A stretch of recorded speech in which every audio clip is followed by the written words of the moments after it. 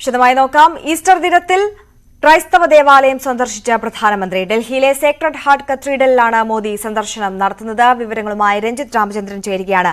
രഞ്ജിത്ത്, നേരത്തെ സൂചിപ്പിച്ചതുപോലെ തന്നെ ബിജെപിയുടെ ക്രൈസ്തവ സമൂഹത്തെ ഒപ്പം ചേർക്കാനുള്ള ശ്രമങ്ങൾ അത് ഫലപ്രദമായി അതിന്റെ നടപടികളുമായി പാർട്ടി മുന്നോട്ട് പോവുകയാണ്. അതിന്റെ ഭാഗമായി ഇന്നും സംസ്ഥാനത്തും കേരളത്തിലും നമ്മൾ കണ്ടു ബിഷപ്പുമാരുമായി എല്ലാം ബിജെപിയുടെ നേതാക്കന്മാർ കൂടിക്കാഴ്ച നടത്തുന്നത്. അതിന്റെ ഭാഗമായി ആ ശ്രമങ്ങളുടെ ഭാഗമായി തന്നെയാണ് ഇന്ന് ഇപ്പോൾ Modi Delhi Sacred heart cathedral സന്ദർശിക്കുന്നത് എന്നുള്ളതാണ് പറയുന്നത്. അദ്ദേഹത്തിന്റെ സന്ദർശനവുമായി ബന്ധപ്പെട്ട കൂടുതൽ വിവരങ്ങളും ഒപ്പം രാഷ്ട്രീയ പശ്ചാത്തലവും. ആര്യ, 20 മിനിറ്റോളം മോഡിയുടെ സന്ദർശനം, ഈ പള്ളിയിലെ സന്ദർശനം നീണ്ടുനിന്നു എന്നുള്ളതാണ്. ഇപ്പോൾ സന്ദർശനം അവസാനിച്ച് മോദി മടങ്ങിയിട്ടുണ്ട്. അതിനുശേഷം വൈദിക പ്രമുഖർ പുറത്തു വന്ന മാധ്യമങ്ങളെ കാണുകയുണ്ടായി. ഊഷ്മളമായ സ്വീകരണം തങ്ങൾ മോദിക്ക് നൽകിയെന്നാണ് അവർ പറഞ്ഞത്. പ്രത്യേകിച്ചും ഒരു പ്രധാനമന്ത്രി ആദ്യമായാണ് ഇത്തരം ഒരു കത്തീഡ്രൽ സന്ദർശിക്കുന്നത്, അത് ഈസ്റ്റർ ദിനത്തിൽ. അത് തങ്ങളെ സംബന്ധിച്ചിടത്തോളം ഏറെ വൈകാരികമായ ഒരു നിമിഷമായിരുന്നു എന്ന് പറഞ്ഞു. രാഷ്ട്രീയ ചർച്ചകൾ ഉണ്ടായില്ല, ചർച്ചകൾക്കുള്ള സമയമല്ല, അതിന് സമയമുണ്ടല്ലോ എന്നാണ് വൈദിക പ്രമുഖർ ഇതുമായി ബന്ധപ്പെട്ട് കൂട്ടിച്ചേർത്ത് ചോദിച്ചത്. മോദി എത്തിയത് ഈസ്റ്റർ ദിന സന്ദേശം നൽകാനാണ്. ഈസ്റ്റർ സമയത്ത് ഊഷ്മളമായ ഒരു ബന്ധം പുലർത്തുക എന്നുള്ളതാണ് ലക്ഷ്യം. കൂടിക്കാഴ്ച സംഭവിച്ചു, അല്ലാതെ മറ്റ് ചർച്ചകൾ, രാഷ്ട്രീയ ചർച്ചകളോ മറ്റെന്തെങ്കിലും കാര്യങ്ങൾ സംസാരിക്കുക ഉണ്ടായില്ല എന്ന് പറഞ്ഞു. പക്ഷേ തങ്ങളുടെ സന്തോഷം, പ്രധാനമന്ത്രി ഈ ഒരു ദിവസത്തിൽ കത്തീഡ്രലിൽ എത്തുകയും തങ്ങളുടെ കത്തീഡ്രൽ സന്ദർശിച്ച വിഷയത്തിലുള്ള സന്തോഷം വലിയ തോതിൽ അവർ പ്രകടിപ്പിക്കുകയുണ്ടായി. ഏതാണ്ട് 20 മിനിറ്റോളം ഈ സന്ദർശനം നീണ്ടുനിന്നു എന്നുള്ളതാണ്. ഏതാണ്ട് 5:30 കൂടിയാണ് പ്രധാനമന്ത്രി ഈ ദില്ലിയിലെ സേക്രഡ് ഹാർട്ട് കാത്തലിക് കത്തീഡ്രലിൽ എത്തിയത്. നമുക്കറിയാം, നേരത്തെ ഡിസംബറിൽ നമ്മുടെ രാഷ്ട്രപതി ദ്രൗപദി മുർമു അവിടെ എത്തുകയും മതനേതാക്കളുമായി കൂടിക്കാഴ്ച നടത്തുകയും ചെയ്തിരുന്നു. അതിന് തുടർച്ചയായി തന്നെ, പ്രത്യേകിച്ചും നേരത്തെ ആര്യ പറഞ്ഞ പോലെ ബിജെപി മുന്നോട്ട് വെക്കുന്ന ചില രാഷ്ട്രീയ ലക്ഷ്യങ്ങളും, കാരണം ക്രൈസ്തവ സഭകൾക്കുള്ള ചില തെറ്റിദ്ധാരണകൾ നീക്കണം എന്നുള്ളതാണ്. അതിനുള്ള പ്രാരംഭ നടപടിയായി തന്നെ മോദിയുടെ സന്ദർശനത്തെ നമുക്ക് കാണണം. കാരണം ക്രൈസ്തവ സഭകളുടെ ഭാഗത്ത് നിന്ന് ബിജെപിക്ക് അനുകൂലമായ ചില സമീപകാലത്തായി സംഭവിക്കുന്നുണ്ട്. നേരത്തെ താമരശ്ശേരി ബിഷപ്പിന്റെ ഭാഗത്തുനിന്നുണ്ടായി. ഏറ്റവും ഒടുവിൽ തിരുവനന്തപുരം ആർച്ച് ബിഷപ്പിന്റെ ഭാഗത്തു നിന്നും വളരെ പ്രധാനപ്പെട്ട ഒരു ഇത്തരത്തിലുള്ള പ്രഖ്യാപനം ഇന്നുണ്ടായി. ഇതൊക്കെ രാഷ്ട്രീയ കേന്ദ്രങ്ങൾ കൗതുകത്തോടെ, ജിജ്ഞാസയോടെ, അതിലുപരി ഏറെ ആശങ്കയോടെ മുന്നണികൾ കാണുന്ന ഒരു സാഹചര്യമൊക്കെ നമ്മൾ കണ്ടിരുന്നു.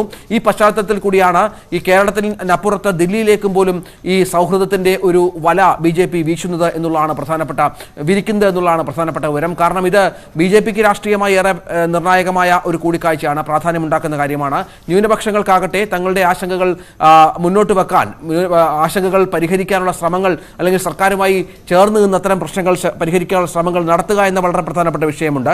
ഇവിടെയൊക്കെ മതമേലധ്യക്ഷന്മാർ മുൻകൈയെടുക്കുന്നു.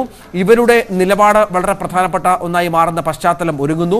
അപ്പോൾ അവർ മുന്നോട്ട് ചില കാര്യങ്ങൾ പറയുന്നു. ബിജെപി തങ്ങൾക്ക് തൊട്ടുകൂടാത്ത പാർട്ടിയാണ് എന്ന നിലപാടില്ല എന്ന് പറഞ്ഞു വെക്കുന്നു. അതിന്റെ ഭാഗമായി അതിനോട് ചേർത്ത് വെക്കത്തക്ക വിധത്തിൽ പ്രധാനമന്ത്രി നരേന്ദ്രമോദിയുടെ സന്ദർശനം ദില്ലിയിൽ ഉണ്ടാകുന്നു എന്നുള്ളതാണ്. വരുന്ന ദിവസങ്ങളിൽ ഇത് കൂടുതൽ വിസ്തൃതമായ ചില നീക്കങ്ങൾ ഇതുമായി ബന്ധപ്പെട്ടുണ്ടാകും എന്ന് വേണം കരുതാൻ. കാരണം കേന്ദ്ര ആഭ്യന്തരമന്ത്രിയോടക്കം കൂടിക്കാഴ്ചയ്ക്കുള്ള സമയം ക്രിസ്ത്യൻ മതമേലധ്യക്ഷന്മാർ ചോദിച്ചിട്ടുണ്ട് എന്ന വിവരങ്ങൾ ദില്ലിയിൽ നിന്ന് പുറത്തു വരുന്നുണ്ട്. കാരണം കഴിഞ്ഞ കുറേ നാളുകളായി രാജ്യത്തിന്റെ വിവിധ സംസ്ഥാനങ്ങളിലുള്ള ആക്രമണങ്ങൾ, ക്രിസ്ത്യൻ വിഭാഗങ്ങൾക്കെതിരെയുള്ള ഒറ്റപ്പെട്ട ചില അക്രമ സംഭവങ്ങൾ ഉണ്ടാകുന്നു. ഇത് പരിഹരിക്കണം, ശക്തമായ നടപടി വേണമെന്നുള്ള നിലപാട് ക്രൈസ്തവ ന്യൂനപക്ഷങ്ങൾക്കുണ്ട്, മതമേലധ്യക്ഷന്മാർക്കുണ്ട്. അത് ശക്തമായി തന്നെ ഉന്നയിക്കാനുള്ള വേദി ഒരുക്കുക എന്നുള്ള ലക്ഷ്യം കൂടി ഈ സന്ദർശനങ്ങൾക്ക് പിന്നിലുണ്ട്.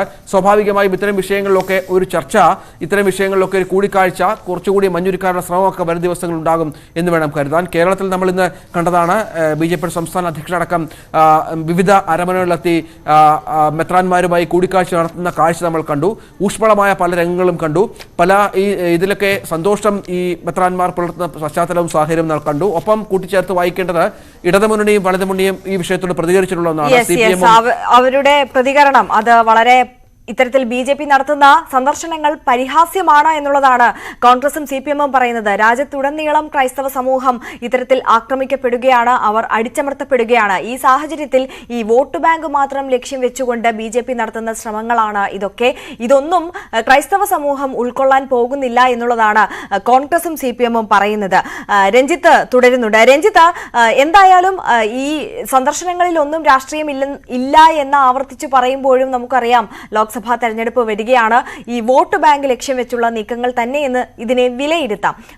അങ്ങനെയെങ്കിൽ ഈ രഞ്ജിത്ത് സൂചിപ്പിച്ചതുപോലെ തന്നെ ഈ ഒരു മഞ്ഞുരുകൽ സംഭവിച്ചാൽ ഈ BJPയുമായി കൂടുതൽ അടുപ്പം ക്രൈസ്തവ സമൂഹത്തിന് സഭകൾക്ക് ഉണ്ടായാൽ വലിയൊരു വോട്ട് ചോർച്ച ഉണ്ടാകാൻ പോകുന്നത് CPMനും കോൺഗ്രസിനുമാണ് കേരളത്തെ സംബന്ധിച്ച് നോക്കുമ്പോൾ അടക്കം. അപ്പോൾ ഇവർ പ്രതിപക്ഷ പാർട്ടികൾ ഇതിൽ എത്രത്തോളം ആശങ്കാകുലരാണ്? തീർച്ചയായും അത് തന്നെയാണ് ആര്യ.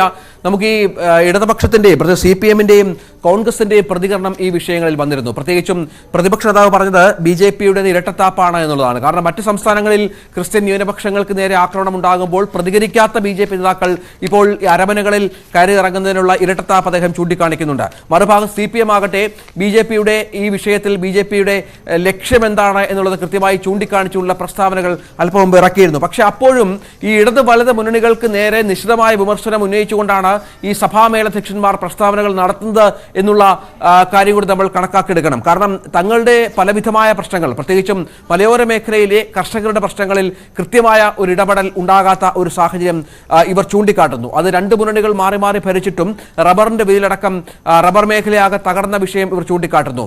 മറ്റൊന്ന്, ഈ ഇന്ന് മത്സ്യത്തൊഴിലാളികളുടെ വിഷയങ്ങളുമായി ബന്ധപ്പെട്ട് സംസ്ഥാന സർക്കാരുമായി നിരന്തരമായി നിലനിൽക്കുന്ന വിവിധങ്ങളായ പ്രശ്നങ്ങൾ നമുക്കറിയാം. കത്തോലിക്ക സഭയൊക്കെ ഈ വിഷയത്തിൽ, ലാറ്റിൻ കാത്തലിക് സഭയൊക്കെ ഈ വിഷയത്തിൽ വലിയ പ്രതിഷേധത്തിലാണ്. ഇതും പ്രധാനമന്ത്രിയെ അല്ലെങ്കിൽ BJP പരിഹരിക്കും, അല്ലെങ്കിൽ കേന്ദ്ര ഭരണത്തിലിരിക്കുന്ന BJPക്ക് ഈ വിഷയങ്ങളിൽ പരിഹാരം കണ്ടെത്താനാകുമെന്ന ആത്മവിശ്വാസം മതമേലധ്യക്ഷന്മാർ പങ്കുവെക്കുന്നുണ്ട്. ഇത്തരത്തിൽ ഏറെ നിർണായകമായ ഒരുപാട് പ്രശ്നങ്ങൾ, ആ വിഭാഗത്തിന് കാലാകാലങ്ങളായി പരിഹരിക്കപ്പെടാത്ത നിരവധിയായ പ്രശ്നങ്ങളിൽ അവർ BJPയോട് പറയുകയും അല്ലെങ്കിൽ കേന്ദ്രം ഭരിക്കുന്ന കക്ഷിയുടെ ഇടപെടൽ ഉണ്ടാവുകയും അവിടെ പരിഹരിക്കപ്പെടുകയും ചെയ്താൽ തങ്ങൾക്ക് അവർക്കൊപ്പം നിൽക്കുന്നതിൽ യാതൊരു മടിയില്ല എന്ന് അസന്നിഗ്ധമായി വ്യക്തമാക്കുമ്പോൾ നേരത്തെ ആര് ചോദിച്ചതുപോലെ സ്വാഭാവികമായും അത് രണ്ട് മുന്നണികൾക്കും വലിയ വെല്ലുവിളിയാണ്. BJPക്ക് രാഷ്ട്രീയ നേട്ടം ഉണ്ടാവുകയും ചെയ്യും. അതുകൊണ്ട് തന്നെ പക്ഷേ കരുതലോടെയാണ് ഈ ബിഷപ്പുമാർക്കെതിരെയുള്ള രണ്ട് മുന്നണി നേതാക്കളുടെ പ്രതികരണം എന്നുള്ളതാണ്. CPMൽ നേരത്തെ നമുക്കറിയാം താമരശ്ശേരി ബിഷപ്പിനെതിരെ പ്രതികരണവുമായി രംഗത്ത് വന്നത് CPM പൊളിറ്റ് ബ്യൂറോ അംഗം MA ബേബി മാത്രമാണ്. മറ്റ് നേതാക്കളുടെ ഒന്നും പ്രതികരണം കാര്യമായി നമ്മൾ കണ്ടിരുന്നില്ല. പക്ഷേ ബിഷപ്പിനെ ഒറ്റപ്പെടുത്തി ചില പ്രതികരണങ്ങൾ വന്നത് ഈ കേസുകളുമായി ബന്ധപ്പെട്ട് ചില അന്വേഷണങ്ങൾ നടക്കുന്നുണ്ട്. സ്വാഭാവികമായി അതുകൊണ്ട് തന്നെ അതിന്റെ പേരിൽ ചില ഒത്തുതീർപ്പുമായി ബന്ധപ്പെട്ടാണ് ഇത്തരം പിന്തുണകൾ എന്നുള്ള ഒറ്റപ്പെട്ട ചില പ്രതികരണങ്ങൾ കോൺഗ്രസ് നേതാക്കളുടെ ഭാഗത്തുനിന്ന് വരുന്നുണ്ട്. എങ്കിൽ പോലും ഈ സന്ദർശനത്തെ തീർച്ചയായും ആകാംക്ഷയോടെ ആശങ്കയോടെ നോക്കുന്ന മുന്നണി സംവിധാനം തന്നെയാണ് നമ്മുടെ സംസ്ഥാനത്ത് ഉള്ളത് എന്ന് വേണം കാണാൻ. കാരണം ഞാൻ നേരത്തെ പറഞ്ഞതുപോലെ പല മേഖലകളിലും പല മണ്ഡലങ്ങളിലും BJP വലിയ വോട്ട് നേടുന്ന മണ്ഡലങ്ങളിൽ ക്രിസ്ത്യൻ ഭൂരിപക്ഷമുള്ള മണ്ഡലങ്ങൾ നിരവധിയായി ഉണ്ട്. തിരുവനന്തപുരത്ത് തീരമേഖല അടക്കം. ആ മേഖലയിലെ പ്രശ്നങ്ങൾ പരിഹരിച്ചാൽ തിരുവനന്തപുരം ലോക്സഭാ സീറ്റ് BJPയെ സംബന്ധിച്ചിടത്തോളം ഒരു ബാലികേറാമലയാവില്ല. അവിടെ കൃത്യമായി തന്നെ അവരുടെ പ്രവർത്തനങ്ങളിലൂടെ ആ സീറ്റ് അവർക്ക് ഉറപ്പിക്കാനുള്ള എല്ലാ ശ്രമങ്ങളും വരും ദിവസങ്ങൾ ഉണ്ടാകുമെന്നുള്ളതാണ്. അപ്പോൾ അവർക്ക് ഈ പറഞ്ഞ പോലെ തടസ്സമായി നിൽക്കുന്ന ചില ഭാഗങ്ങൾ, ചില വിഷയങ്ങൾ അത് പരിഹരിക്കാനുള്ള ശ്രമങ്ങളാണ് ഇപ്പോൾ നടക്കുന്നത്. അത് കൊണ്ടുപിടിച്ച് നടക്കുകയും ചെയ്യുന്നു. നേരത്തെ നമ്മൾ റിപ്പോർട്ട് ചെയ്തതുപോലെ ക്രിസ്ത്യൻ സഭകൾക്ക് ആധിപത്യമുള്ള ഒരു രാഷ്ട്രീയ പാർട്ടിയുടെ രൂപീകരണം പോലും ആ തരത്തിൽ ഒരു ഘട്ടത്തിൽ ചർച്ച ചെയ്യപ്പെട്ടിരുന്നു. പക്ഷേ ചില തിരിച്ചടികൾ ഭയന്ന് അതിൽ തൽക്കാലം പിന്നോട്ട് പോയി നിൽക്കുന്ന സാഹചര്യങ്ങൾ ഉണ്ടെങ്കിൽ പോലും BJPക്കൊപ്പം തങ്ങൾക്ക് ചേരുന്നതിൽ യാതൊരു മടിയുമില്ല, യാതൊരു പ്രശ്നവുമില്ല എന്ന് മതമേലധ്യക്ഷന്മാർ പറഞ്ഞു വെക്കുമ്പോൾ അത് നേരത്തെ ആര്യ പറഞ്ഞ പോലെ രണ്ട് മുന്നണികൾക്കും വലിയ വെല്ലുവിളിയായി മാറുന്ന പശ്ചാത്തലം ഒരുപക്ഷെ ഒരുങ്ങിയേക്കാം. ശരി, രഞ്ജിത്ത് രാമചന്ദ്രനാണ് വിവരങ്ങൾ നൽകിയത്. ഈസ്റ്റർ ദിനത്തിൽ പുതിയ രാഷ്ട്രീയ നീക്കവുമായി BJP ക്രൈസ്തവ വിഭാഗങ്ങളുമായി ബന്ധം ശക്തമാക്കുന്നതിന്റെ ഭാഗമായി ബിഷപ്പുമാരെ BJP നേതാക്കൾ നേരിട്ടെത്തി സന്ദർശിച്ചു. ലോക്സഭാ തെരഞ്ഞെടുപ്പ് മുന്നിൽ കണ്ട് ക്രൈസ്തവ ന്യൂനപക്ഷങ്ങളോട് കൂടുതൽ അടുക്കുകയെന്ന ലക്ഷ്യമാണ് പുതിയ നീക്കത്തിന് പിന്നിൽ. അതേസമയം BJPയുടെ ഈസ്റ്റർ ദിന സന്ദർശനം തട്ടിപ്പാണെന്ന് കോൺഗ്രസ് ആരോപിച്ചു. ന്യൂനപക്ഷ മേഖലകളിൽ കടന്നുകയറാനാവാത്തതാണ് കേരളത്തിലെ വെല്ലുവിളിയെന്ന് BJP നേരത്തെ തിരിച്ചറിഞ്ഞതാണ്. ഇതിനായി ആസൂത്രണം ചെയ്ത തന്ത്രങ്ങളൊന്നും വിജയം കണ്ടില്ല. എന്നാൽ അടുത്തിടെ കത്തോലിക്ക സഭയുടെ ഭാഗമായ ബിഷപ്പുമാർ വരെ BJP അനുകൂല നിലപാട് പരസ്യമാക്കി. ഈ സാധ്യത പരമാവധി ഉപയോഗപ്പെടുത്തുകയാണ് നീക്കം. സഭാ നേതൃത്വത്തിലുള്ളവരെ തുടർച്ചയായി സന്ദർശിച്ച് ബന്ധം ശക്തിപ്പെടുത്തുകയാണ് BJPയുടെ തന്ത്രം.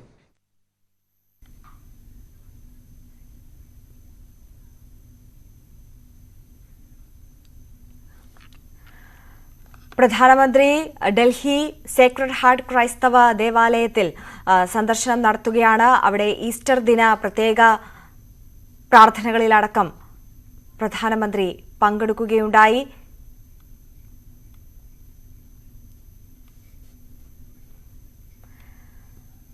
ഈസ്റ്റർ ദിനത്തിൽ ക്രൈസ്തവ ദേവാലയം സന്ദർശിക്കുകയാണ് പ്രധാനമന്ത്രി. ഏകദേശം 20 മിനിറ്റോളമാണ് അദ്ദേഹം പള്ളിയിൽ ചെലവഴിച്ചത്. ഈ BJPയുടെ ഏറ്റവും പുതിയ ക്രൈസ്തവ ന്യൂനപക്ഷങ്ങളെ ഒപ്പം ചേർക്കുക എന്നുള്ള ഒരു ലക്ഷ്യം മുന്നിൽ വെച്ചുകൊണ്ടുള്ള നീക്കങ്ങളുടെ ഒരു നടപടി എന്നോണമാണ് മോദിയുടെ ഈ സന്ദർശനം എന്നാണ് വിലയിരുത്തപ്പെടുന്നത്. രഞ്ജിത്ത് രാമചന്ദ്രൻ തുടരുന്നുണ്ട്. രഞ്ജിത്ത്, എന്തായാലും മോദി ക്രൈസ്തവ ദേവാലയത്തിൽ എത്തുമ്പോൾ, സേക്രഡ് ഹാർട്ട് കത്തീഡ്രലിൽ എത്തുമ്പോൾ അവിടുത്തെ പുരോഹിതർ പറയുന്നത് രാഷ്ട്രീയം മാറ്റിവെച്ച് നോക്കുമ്പോൾ ആദ്യമായാണ് ഒരു പ്രധാനമന്ത്രി ദേവാലയം സന്ദർശിക്കുന്നത്. അതിൽ പരം ഒരു സന്തോഷവും അവർക്ക് അനുഭവിക്കാനില്ല എന്നുള്ളതാണ്. വളരെ ഊഷ്മളമായ സ്വാഗതമാണ് അദ്ദേഹത്തിന് നൽകുന്നത്. അതോടൊപ്പം തന്നെ ഇന്ന് കേരളത്തിൽ ബിഷപ്പുമാരെ സന്ദർശിച്ച BJP നേതാക്കന്മാർക്കും സമാനമായ ഊഷ്മളമായ സ്വീകരണമാണ് നൽകിയത്. ഈ സ്വാഗതം ചെയ്യൽ, ഈ സ്വീകരണമൊക്കെ അനുകൂലമായി വോട്ട് ബാങ്കായി അവർക്ക് ലഭിക്കും എന്നാണോ BJP പ്രതീക്ഷിക്കുന്നത്? നമുക്കിപ്പോൾ ആര്യ, ഏതായാലും ഇപ്പോൾ മോദി മതമേലധ്യക്ഷന്മാരെ, ക്രിസ്ത്യൻ പുരോഹിതരുമായി കൂടിക്കാഴ്ച നടന്ന ദൃശ്യങ്ങളാണ് നമുക്കിപ്പോൾ വന്നിരിക്കുന്നത്. ആ ദൃശ്യങ്ങളിൽ വളരെ കൃത്യമായി തന്നെ നേരത്തെ ആര്യ പറഞ്ഞ പ്രധാനപ്പെട്ട ചില കാര്യങ്ങളുണ്ട്. ഒന്ന്, പുറത്തു വന്നതിന് ശേഷം ഇവർ പ്രതികരിച്ചത്, കാരണം തങ്ങളുടെ നേരത്തെ പറഞ്ഞ നമുക്കറിയാം BJP സംസ്ഥാന അധ്യക്ഷൻ K. സുരേന്ദ്രൻ രൂപതയിലെത്തിയപ്പോൾ പറഞ്ഞ പ്രധാനപ്പെട്ട കാര്യം, രാഷ്ട്രീയം ജനങ്ങളിലേക്ക് ഇറങ്ങി വരുന്നു, രാഷ്ട്രീയ നേതൃത്വം ജനങ്ങളിലേക്ക്, സഭകളിലേക്ക് ഇറങ്ങി വരുന്നു എന്നുള്ളൊരു സന്തോഷം അവർ പ്രകടിപ്പിച്ചിരുന്നു. ഇത്തരത്തിൽ തന്നെയാണ് ഇവിടെ ദില്ലിയിൽ പ്രധാനമന്ത്രി എത്തിയപ്പോഴും പറഞ്ഞത്. കാരണം ആദ്യമായാണ് ഒരു പ്രധാനമന്ത്രി ഞങ്ങളുടെ അരമനയിലെത്തുന്നത്. അത് ഞങ്ങളെ സംബന്ധിച്ചിടത്തോളം ഏറെ പ്രധാനപ്പെട്ട ഒന്നാണ്. ഞങ്ങൾക്ക് സന്തോഷഭരിതമായ ഒരു സാഹചര്യം സൃഷ്ടിക്കുന്നു. പ്രധാനമന്ത്രിയെ ഊഷ്മളമായി തന്നെ ഞങ്ങൾ സ്വീകരിച്ചു. ഇനിയും ഇത്തരം ബന്ധം ആ തരത്തിൽ നിലനിർത്താനുള്ള എല്ലാ ശ്രമങ്ങളും നടത്തും. പക്ഷേ അപ്പോഴും രാഷ്ട്രീയമായി ഒരു ചർച്ചയുടെ പ്രസക്തി ഈ ഘട്ടത്തിലില്ല എന്ന് പറഞ്ഞു വെക്കുകയും ചെയ്യുന്നു. വരും ദിവസങ്ങളിൽ, വരും മാസങ്ങളിലൊക്കെ ഇത്തരം ചർച്ചകൾ ഇല്ല എന്നതിന് അർത്ഥമില്ലതാനും. കാരണം കൃത്യമായി തന്നെ BJPക്ക് രാഷ്ട്രീയ ലക്ഷ്യങ്ങളുണ്ട്. നേരത്തെ പറഞ്ഞതുപോലെ അതിപ്പോൾ പല മേഖലകളിലും വിജയകരമായി അവർ നടപ്പിലാക്കിയതുപോലെ ഈ മേഖലയിൽ അവർക്ക് ചെന്നെത്താനാവാത്ത ഒരു മേഖലയിൽ വളരെ കൃത്യമായി തന്നെ രാഷ്ട്രീയ പക്വതയോടുകൂടി തന്നെ ആ സമീപനം സ്വീകരിക്കുകയും പ്രധാനമന്ത്രിയെ പോലെ തന്നെ വളരെ പ്രധാനപ്പെട്ട അവരുടെ ഏറ്റവും തുറുപ്പുചീട്ടായ പ്രധാനമന്ത്രിയെ തന്നെ, നരേന്ദ്രമോദിയെ തന്നെ ഈ വിഷയത്തിൽ അവതരിപ്പിക്കുകയും സഭാ നേതൃത്വങ്ങളുമായി കൂടിക്കാഴ്ച നടത്തുകയും അതൊക്കെ ഉണ്ടാക്കാൻ പോകുന്ന ഇമ്പാക്റ്റ് വളരെ വലുതായിരിക്കും. കാരണം ആ സഭാവിശ്വാസികളുടെ തന്നെ ഈ കൂടിക്കാഴ്ചകളൊക്കെ വലുതോതിലുള്ള മാറ്റങ്ങൾ ഉണ്ടാക്കാനുള്ള സാധ്യതകൾ BJP കാണുകയും ചെയ്ത പശ്ചാത്തലം നമ്മൾ കാണണം. നമുക്ക് ദൃശ്യങ്ങളിൽ കാണുന്നത് പ്രധാനമന്ത്രി വിശ്വാസികൾക്കൊപ്പം ചിലവഴിക്കുന്ന നിമിഷങ്ങളാണ്. അദ്ദേഹം പുറത്തേക്ക് വരുന്നു സഭയിൽ നിന്ന്. 20 മിനിറ്റാണ് ഈ കൂടിക്കാഴ്ച നീണ്ടു വന്നത്. പക്ഷേ അദ്ദേഹം ഇതുമായി ബന്ധപ്പെട്ട അദ്ദേഹത്തിൻ്റെ പ്രസ്താവന നമ്മൾ അല്പസമയത്തിനകം പ്രതീക്ഷിക്കുന്നുണ്ട് താനും. കാരണം നേരത്തെ പറഞ്ഞതുപോലെ ഒരു രാഷ്ട്രപതി ദ്രൗപദി മുർമു ഇവിടെ എത്തി ഈ പള്ളിയിൽ സന്ദർശനം നടത്തിയെങ്കിൽ പോലും ഒരു പ്രധാനമന്ത്രി ഡൽഹിയിലെ സേക്രഡ് ഹാർട്ട് കത്തീഡ്രലിൽ എത്തുകയും ഇത്ര സമയം അവിടെ ചിലവഴിക്കുകയും ചെയ്യുന്നത് ആദ്യമായാണ്. അതുതന്നെയാണ് അതിൻ്റെ ഒരു പ്രാധാന്യം ഉള്ളതും. അദ്ദേഹം പക്ഷേ ഈ ഈസ്റ്റർ ശുശ്രൂഷ ചടങ്ങുകൾ നടക്കുന്നൊരു വേളയായിരുന്നു. ആ ചടങ്ങുകളിൽ പങ്കെടുത്തില്ല എന്ന് വേണം മനസ്സിലാക്കാൻ. പക്ഷേ വൈദികർക്കൊപ്പം, മേലധ്യക്ഷന്മാർക്കൊപ്പം, പുരോഹിതർക്കൊപ്പം 20 മിനിറ്റോളം പള്ളിക്കുള്ളിൽ ചിലവഴിക്കുകയും അദ്ദേഹം തൻ്റെ സൗഹൃദം പങ്കുവെക്കുകയും ചെയ്തു എന്നുള്ളതാണ് പ്രധാനപ്പെട്ട വിവരം. നമുക്കറിയാം നേരത്തെ ശ്രീ ആർച്ച് ബിഷപ്പ് അനിൽ കുട്ടോ അദ്ദേഹത്തിനെ അടക്കം ദൃശ്യങ്ങളിൽ കാണുന്നത്. അദ്ദേഹമാണ് ഇപ്പോൾ പ്രധാനമന്ത്രിയെ സ്വീകരിക്കുകയും അദ്ദേഹവുമായി സംസാരിക്കുകയും മറ്റും ചെയ്ത് പ്രാർത്ഥനാ നിർഭരനായി ഇരിക്കുന്ന പ്രധാനമന്ത്രി ദൃശ്യങ്ങളൊക്കെ നമ്മളിപ്പോൾ കാണുന്നുണ്ട്. ഏറെ നിർണായകമായ കൂടിക്കാഴ്ച എന്ന് BJP തന്നെ വിശേഷിപ്പിക്കുന്നു. ഒപ്പം ഇരുമുന്നണികളുടെയും, കേരളത്തിലെ പ്രത്യേകിച്ചും ഇരുമുന്നണികളുടെയും ദേശീയതലത്തിൽ തന്നെ ഏറെ ശ്രദ്ധേയമായ ഒരു കൂടിക്കാഴ്ചയായി ഇത് മാറുകയും ചെയ്യുന്ന പശ്ചാത്തലമുണ്ട്. കേരളത്തിലെ രണ്ട് മുന്നണികളുടെയും ചങ്കെടുപ്പ് കൂട്ടത്തക്ക വിധത്തിലുള്ള നീക്കങ്ങൾ BJPയുടെ ഭാഗത്തുനിന്നുണ്ടാകുന്നു എന്നുള്ളതാണ്. കഴിഞ്ഞ ദിവസം നമ്മൾ കണ്ടിരുന്നു AK ആന്റണി, കോൺഗ്രസിന്റെ പ്രമുഖ നേതാവ്, മുൻ പ്രതിരോധ മന്ത്രി AK ആന്റണിയുടെ മകൻ അനിൽ ആന്റണി BJPയിൽ ചേരുകയും അതൊരു വലിയ സംഭവമായി BJP ആഘോഷിക്കുകയും ചെയ്യുന്നു. അനിൽ ആന്റണിയെ പോലെ ഒരു നേതാവ് ശരി അറിയാം. രഞ്ജിത്ത് രാമചന്ദ്രനാണ് വിവരങ്ങൾ നൽകുന്നത്. ഈസ്റ്റർ ദിനത്തിൽ പുതിയ വലിയ രാഷ്ട്രീയ നീക്കവുമായി BJP എന്തായാലും ഡൽഹിയിലെ സേക്രഡ് ഹാർട്ട് കത്തീഡ്രലിൽ മോദി സന്ദർശനം നടത്തിയിരിക്കുകയാണ്. 20 മിനിറ്റോളമാണ് സന്ദർശനം നടത്തിയത്. BJPയുടെ ഏറ്റവും പുതിയ രാഷ്ട്രീയ നീക്കമായ ക്രൈസ്തവ സമൂഹത്തെ ഒപ്പം നിർത്തുക എന്നുള്ള ശ്രമങ്ങൾക്കിടയിലാണ് മോദിയുടെ സന്ദർശനം എന്നുള്ളതാണ് ഏറെ ശ്രദ്ധേയം. രാഷ്ട്രീയ തലത്തിൽ നോക്കുമ്പോൾ ദേശീയ തലത്തിൽ തന്നെ ഏറ്റവും സുപ്രധാനപ്പെട്ട, വളരെ നിർണായകമായ ഒരു സന്ദർശനം തന്നെയാണ് പ്രധാനമന്ത്രിയുടെ ഭാഗത്തു നിന്ന് ഉണ്ടായിട്ടുള്ളത്. വാർത്തകളിലേക്ക് മടങ്ങിയെത്താം ഇടവേളയ്ക്ക് ശേഷം. വാർത്തകളിലേക്ക് ബി.ജെ.പി. അനുകൂല പ്രസ്താവനയുമായി കർദിനാൾ ജോർജ് ആലഞ്ചേരി രംഗത്തെത്തി. ബി.ജെ.പി. ഭരണത്തിൽ രാജ്യത്ത് ക്രിസ്ത്യാനികൾ സുരക്ഷിതരാണ്. പൂർണ്ണമായി ബി.ജെ.പി. ആധിപത്യം വരുന്നത് ന്യൂനപക്ഷങ്ങൾക്ക് ആശങ്കയാകുമെന്ന് തനിക്കറിയില്ലെന്നും ആലഞ്ചേരി പ്രതികരിച്ചു. നരേന്ദ്രമോദിയെയും കർദിനാൾ പുകഴ്ത്തി. കേരളത്തിലെങ്കിലും സംസ്ഥാനത്തിന് പുറത്ത് ക്രൈസ്തവ ന്യൂനപക്ഷങ്ങൾ ആക്രമിക്കപ്പെടുന്നതാണ് ബി.ജെ.പിക്കെതിരെ രാഷ്ട്രീയ പ്രതിയോഗികൾ ആയുധമാക്കാറ്. കേരളത്തിൽ ക്രൈസ്തവ വിഭാഗങ്ങളുമായി അടുക്കാനുള്ള ശ്രമങ്ങൾക്ക് ബി.ജെ.പിക്ക് തലവേദന സൃഷ്ടിക്കുന്നതും മറ്റു സംസ്ഥാനങ്ങളിലെ അക്രമ സംഭവങ്ങളാണ്. എന്നാൽ തങ്ങൾ സുരക്ഷിതരാണെന്ന് പറയുന്നത് കർദിനാൾ ജോർജ് ആലഞ്ചേരിയാണ്. ക്രിസ്ത്യൻസിന് ഒരു ഇൻസെക്യൂരിറ്റി ഒന്നും ബി.ജെ.പി. ഭരണത്തിലില്ല. പക്ഷേ ദേവാലയങ്ങൾ ആക്രമിക്കുമ്പോഴോ ആരെങ്കിലും ഒരു ആൾക്ക് ജ്ഞാനസ്നാനം കൊടുത്തു എന്ന് വേറൊരു ചോദ്യം ചെയ്താൽ ഞങ്ങൾ ചോദിക്കും, ഇൻസെക്യൂരിറ്റി ഇപ്പോൾ ഇല്ല. പക്ഷേ ചിലർ പറയുന്നുണ്ട് നമ്മുടെ പരിപൂർണമായിട്ട് ഒരു ബി.ജെ.പി. ആധിപത്യം ഇന്ത്യയിൽ വന്നു പോയാൽ മൈനോറിറ്റീസിന് ഇൻസെക്യൂർ ആയിരിക്കും എന്നൊക്കെ പറയുന്നവരുണ്ട്. എനിക്കറിഞ്ഞുകൂടാ. ബി.ജെ.പി. ഭരണത്തിൽ മതന്യൂനപക്ഷങ്ങൾ പ്രത്യേകിച്ചും മുസ്ലിം വിഭാഗം ആശങ്ക വച്ചു പുലർത്തുന്നു. പക്ഷേ ആ ആശങ്ക ജോർജ് ആലഞ്ചേരി തള്ളിയതിങ്ങനെ. മുസ്ലിങ്ങൾ ഒരു പക്ഷേ കാണുന്നുണ്ടായിരിക്കും ഹൈന്ദവ ആധിപത്യം ഇവിടെ വന്നു കഴിഞ്ഞാൽ മുസ്ലിങ്ങളെ തുരത്തുമെന്ന്. കാരണം മുസ്ലിം ആധിപത്യമുള്ള രാജ്യങ്ങളിൽ സംഭവിക്കുന്ന മറ്റുള്ളവരെ തുരത്തുക എന്നുള്ളതാണ്. ക്രൈസ്തവരെല്ലാം അവിടെ നിന്ന് ഓടിച്ചുവിടുകയല്ല. ആ ശൈലിയിൽ അവരിവരെക്കുറിച്ചും ചിന്തിക്കുന്നുണ്ടാവാം. പ്രധാനമന്ത്രി നരേന്ദ്രമോദിയെ കർദിനാൾ വാനോളം പുകഴ്ത്തി. വിജയിച്ച രാഷ്ട്രീയ നേതാവാണ് മോഡി. രാജ്യത്തെ നല്ല നിലയിൽ നയിക്കാൻ മോഡിക്ക് കഴിയുന്നുവെന്നും ആലഞ്ചേരി പറഞ്ഞു. Modi as A person is A good leader. അദ്ദേഹം ആ ലീഡർഷിപ്പ് വളർത്തിയെടുക്കാനായിട്ട് വളരെയേറെ പരിശ്രമിച്ചു. അത് വിജയിക്കുകയും ചെയ്തിരിക്കുകയാണ്. ഇവിടെയും അദ്ദേഹം ആരുമായിട്ടും ഏറ്റുമുട്ടലിന് പോയില്ലല്ലോ. ഈ കമ്മ്യൂണിസ്റ്റ് ഗവൺമെൻറ്റുമായിട്ട് ഏറ്റുമുട്ടലിന് പോയിട്ട് ജയിക്കാനല്ലല്ലോ നോക്കുന്നത്. നേതൃത്വപരമായിട്ടുള്ള പ്രാഗൽഭ്യം വളർത്തിയെടുത്തിട്ടല്ലേ വിജയിക്കാൻ പോകുന്നത്. ലോക്സഭാ തെരഞ്ഞെടുപ്പ് ലക്ഷ്യമിട്ട് ക്രൈസ്തവ വിഭാഗങ്ങളുമായി അടുക്കാൻ ബി.ജെ.പി. ശ്രമിക്കുമ്പോഴാണ് ജോർജ് ആലഞ്ചേരിയുടെ അനുകൂല നിലപാടെന്നതാണ് ശ്രദ്ധേയം. എന്നാൽ കർദിനാളുടെ പ്രസ്താവന തെറ്റായി വ്യാഖ്യാനിച്ചെന്നാണ് KCBCയുടെ പ്രതികരണം. ന്യൂസ് 18 തിരുവനന്തപുരം. ബി.ജെ.പിയുടേത് ഇരട്ടത്താപ്പെന്ന് പ്രതിപക്ഷ നേതാവ് വി.ഡി. സതീശൻ. രാജ്യത്ത് ക്രൈസ്തവ ദേവാലയങ്ങൾ സംഘപരിവാർ ആക്രമിക്കുകയാണ്. കർണാടകയിലെ ബി.ജെ.പി. മന്ത്രി ക്രൈസ്തവരെ ഓടിച്ചിട്ട് തള്ളണം എന്നാണ് പറഞ്ഞത്. ദേവാലയങ്ങൾ ആക്രമിക്കില്ല എന്ന് വി. മുരളീധരനോ സുരേന്ദ്രനോ ഉറപ്പുകൊടുക്കാൻ പറ്റുമോ എന്നും പ്രതിപക്ഷ നേതാവ് ചോദിച്ചു. ബി.ജെ.പി. നേതാക്കളുടെ ക്രൈസ്തവ സഭാ സന്ദർശനത്തെ വിമർശിച്ച് CPM. ന്യൂനപക്ഷ വിഭാഗങ്ങളെ ആന്തരിക ഭീഷണിയായിട്ടാണ് സംഘപരിവാർ പ്രഖ്യാപിച്ചിട്ടുള്ളത്. അവരെ കൂടെ നിർത്താനുള്ള പ്രവർത്തനങ്ങൾ അങ്ങേയറ്റം പരിഹാസ്യം. വിചാരധാരയിൽ ആന്തരിക ഭീഷണിയായി ക്രിസ്ത്യാനികളെ പ്രഖ്യാപിച്ചിട്ടുണ്ട്. രാജ്യത്തെ മിക്ക സ്ഥലങ്ങളിലും ക്രിസ്ത്യാനികൾക്ക് നേരെ അക്രമം ഉണ്ടായിട്ടുണ്ടെന്നും CPM സംസ്ഥാന സെക്രട്ടേറിയറ്റ് പ്രസ്താവനയിൽ പറഞ്ഞു. വാർത്തയിൽ ഇന്ന് പൂർണ്ണമാകുന്നു. ഇനി കാണാം നാട്ടുവർത്തമാനം. ആതിര ചേരും.